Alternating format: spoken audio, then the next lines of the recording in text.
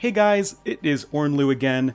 So we have another month, another set of new maps, and as this month's map rotation is, shall we say, a little controversial, a little weird, I thought people would appreciate if I did these map guides for the new wacky maps. So here I am, going to be showing off some of the new maps, well, probably most of them. And I'm going to start with Bog Islands, because not only is it the first alphabetically, but it's one of the weirdest ones. So it's only for the 1v1 map pool, so we only have to look at it from a 1v1 perspective. And ooh, perfect generation to start things off, or as far as examples go. So I saw that the FE guys actually released their own videos on it, but I thought I would try and give you a little bit more of an in-depth analysis in terms of what to do, what to play, all that sort of thing. So you can see that you start on an island, in a bog. What do you know? And so does your opponent, and there really isn't any other land to speak of. However, you have all of this mangrove terrain, which of course you can build on, but is also traversable by ships. And it's all through this winding, wacky set of forests. And there is some deep water in the middle of the map that is home to some fish. And you are going to want to fight over it. You do need to go for some sort of relatively good water sieve here. Now, you have 8 tiles total of gold and 7 tiles of stone. So it's less than normal, but because this map is so aggressive, you likely won't be running out too quickly.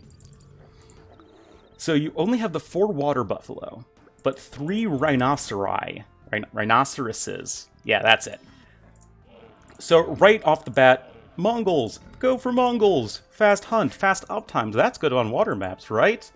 And, well, yeah, you'd be right. Mongols are one of the best, if not the best civ on this map, because whenever people like adding extra huntable food, the one civ that has the faster working hunters tends to excel on it. And of course, like I was saying, when you need to be a bit more aggressive anyway because of fighting over fish, you want Mongols there as well. And not only do you fight over fish, but for example, where I would put my starting lumber camp, I mean, I might put it here, but I feel like the better spot would be right here. Pretty much all of the good woods on the map are going to be in the bog terrain, so you need to be really careful because remember, ships can sail through here and, kill all your villagers with a bunch of galleys or something like that. Also, I would imagine that galleys are going to be a little bit better than fire galleys, or maybe you want to start with fire galleys just because of the short rush distance, but probably want to switch into galleys at least fairly quickly. And this sort of brings us to the problem of the map, as you can see right here. In this particular generation, I have spawned down here in the south with, let's say half a screen's distance between me and the shoreline of the deeper water. So it's kind of far away, it's kind of hard to defend, far away from your base, you don't really have that much security, can't use it as part of a wall or something. Whereas good old Montezuma AI over here has it right next to his base!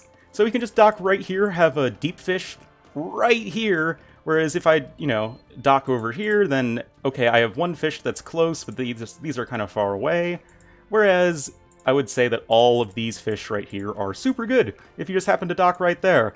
And it's so much easier for this guy. It's not a very balanced map. In fact, it is not a very good map in my opinion. But play it you must, unless you ban it. But you only have 4 bans, so you're gonna have to play some of these maps.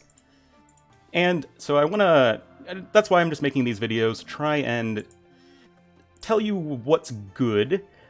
So in addition to Mongols, you don't need to go Mongols. Any of the other aggressive water civs are going to be doing just fine on this map. Italians and Japanese, of course. Italians, cheaper Egypt, cheaper fishing ships, cheaper dock techs, all of that is going to be super good.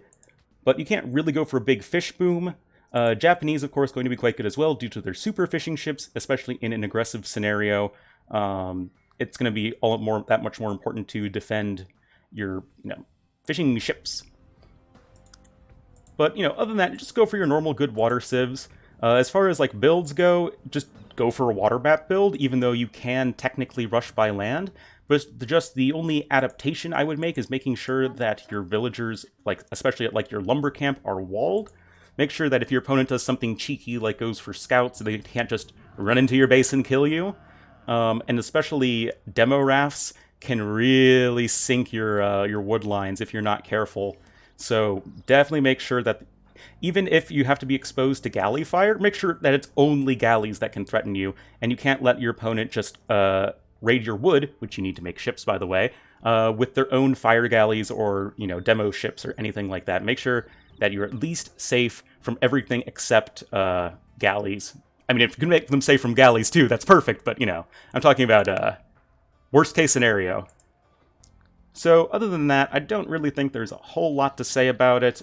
You know, as the game goes on, you just expand to wherever, get wood, secure the extra golds as normal. Relics, I believe, are normal as well.